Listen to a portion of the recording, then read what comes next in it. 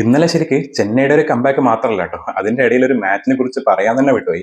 ഇന്നലെ 2 മാച്ചസ് ഉണ്ടായിരുന്നു. അതിൽ ഫസ്റ്റത്തെ മാച്ച് ആയിരുന്നു SRH വേഴ്സസ് PBKS. ആ മാച്ച് ഏകദേശം കഴിയുന്ന തന്നെ 7:30 ആവാനാകുമ്പോഴേ, ഏകദേശം 7:20 7:25 മാച്ച് കഴിഞ്ഞത്.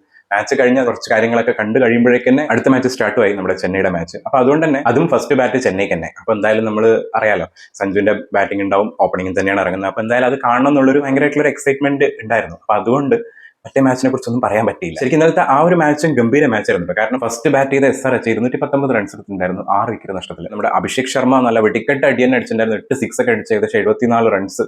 നല്ലൊരു സ്ട്രൈക്ക് റേറ്റ് തന്നെ കളിക്കുന്നുണ്ടായിരുന്നു. ഓപ്പണിംഗിൽ ട്രാവിസ് ഹെഡും അഭിഷേക് ശർമ്മയും ഗംഭീരമായിട്ട് തന്നെ അടിച്ചാണ് തുടങ്ങിയത്. പിന്നീട് വന്നിട്ടുള്ള ഇഷാൻ കിഷനൊക്കെ കുഴപ്പമില്ലാത്ത രീതിയിൽ അടിച്ചിട്ട് പോയി. പക്ഷേ നമ്മുടെ ഹെൻറിച്ച് ക്ലാസിനാണ് ഒരു ആങ്കർ ഇന്നിംഗ്സ് റോളിൽ കളിച്ച് ബൗണ്ടറീസ് ഒന്നും അധികം ഇല്ലാതെ, പക്ഷെ എന്നാലും നല്ലൊരു സ്കോർ അടിച്ചിട്ടാണ് ഏകദേശം എല്ലാവരും കൂടി കുഴപ്പമില്ലാത്ത രീതിയിൽ 219 റൺസ് എന്നുള്ളൊരു അത്യാവശ്യം നല്ലൊരു ടോട്ടൽ. കാരണം ഇന്നത്തെ നമ്മുടെ ചെന്നൈയുടെ മാച്ച് തന്നെ കണ്ടില്ല, 212 റൺസ് ആയിരുന്നു ഉണ്ടായിരുന്നത്. അപ്പൊ 219 അത്യാവശ്യം നല്ലൊരു സ്കോറാണ്.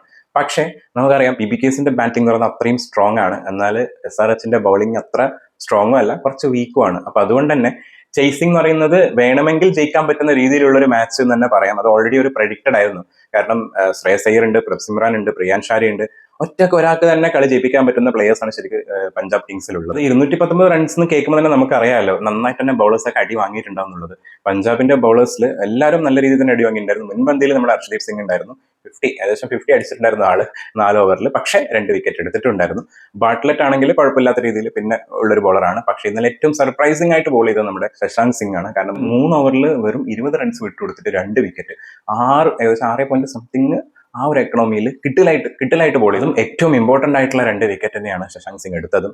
അഭിഷേക് ശർമ്മയുടെയും ട്രാവിസ് ഹെഡിന്റെയും. കാരണം രണ്ടുപേരുമാണ് വെടിക്കെട്ടായിട്ട് അടിച്ചിട്ടുണ്ടായിരുന്നത്. പക്ഷെ രണ്ടുപേരുടെയും വിക്കറ്റ് ശശാങ്ക് സിംഗിനെ എടുത്തതുകൊണ്ട് കളിയിലൊരു ബിഗ് ടേണിംഗ് പോയിന്റ് അല്ലെങ്കിൽ ബിഗ് ഇമ്പാക്ട് ഉണ്ടാക്കിയ ഒരാളായിരുന്നു ശശാങ്ക് സിംഗ്. അങ്ങനെ ചേസിംഗിലോട്ട് പഞ്ചാബ് ഇറങ്ങാണ്. നമുക്കറിയാം, സ്ട്രോങ് ആയിട്ടുള്ള ഓപ്പണിംഗ് പെയർ ആണ് പ്രഭ്സിമ്രാനും അതുപോലെ പ്രിയാൻഷാരിയും. ആ ഒരു പതിവ് തെറ്റിക്കാത്ത രീതിയിൽ തന്നെ രണ്ടുപേരും വെടിക്കെട്ടോടുകൂടി തന്നെ സ്റ്റാർട്ട് ചെയ്തു. അതിൽ 20 ബോളിൽ 57 റൺസ് എടുത്ത് പ്രിയാൻഷാരിയ 5 4ഉം 5 6ഉം. എന്റെ അമ്മോ, അതും 285 സ്ട്രൈക്ക് റേറ്റിൽ വെടിക്കെട്ട് എന്ന് പറഞ്ഞാൽ അങ്ങേയറ്റം വെടിക്കെട്ട്. അത് കൂടാണ്ട് പ്രഭ്സിമ്രാനും അതുപോലെ തന്നെ അടിച്ചു 25 ബോളിൽ 51 റൺസ്.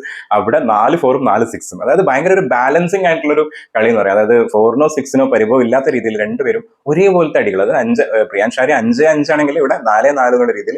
അതും സ്ട്രൈക്ക് റേറ്റ് ആണെങ്കിൽ അതുപോലെ തന്നെ 200 മേലെ തന്നെ 204 സ്ട്രൈക്ക് റേറ്റിലാണ് പ്രഭ്സിമ്രാനും അടിച്ചിട്ടുണ്ട്. ആ ഒരു പൊളി തുടക്കം കിട്ടിയോണ്ട് തന്നെ പിന്നീട് അങ്ങോട്ട് കുറച്ചും കൂടി ഈസി ആയിട്ട് പോകുന്നൊരു സ്റ്റേജിൽ പോയിക്കൊണ്ടിരിക്കുമ്പോഴാണ് ശരിക്കും ശിവാങ് കുമാർ എന്ന് പറഞ്ഞ ഒരു ബൗളർ 3 വിക്കറ്റ് 4 ഓവറിൽ 33 റൺസ് മാത്രം വിട്ടെടുത്തുകൊണ്ട് 3 വിക്കറ്റ്. അതും 3 വിക്കറ്റും അത്രയും ഇമ്പോർട്ടന്റ് ആയിട്ടുള്ള വിക്കറ്റ്. നമ്മുടെ പ്രഭ്സിമ്രാൻ, പ്രിയാൻഷാരി, അതുപോലെ തന്നെ നമ്മുടെ കഴിഞ്ഞ മാച്ചിലൊക്കെ നമ്മുടെ മാച്ച് വിന്നർ ആയിട്ടുള്ള കൂപ്പർ കോൺലിയുടെ വിക്കറ്റ്, 3 പേരുടെ വിക്കറ്റും ആളെടുത്തിട്ട് കളിയിൽ അഗെയിൻ ഒരു ഇമ്പാക്ട് ഉണ്ടാക്കി കളി ഒന്ന് ചെറുതായിട്ടൊന്ന് ഡൗൺ ചെയ്തു. പക്ഷെ ഇതൊന്നും കൊണ്ട് പഞ്ചാബിനെ തകർക്കാൻ പറ്റില്ല എന്നുള്ളത്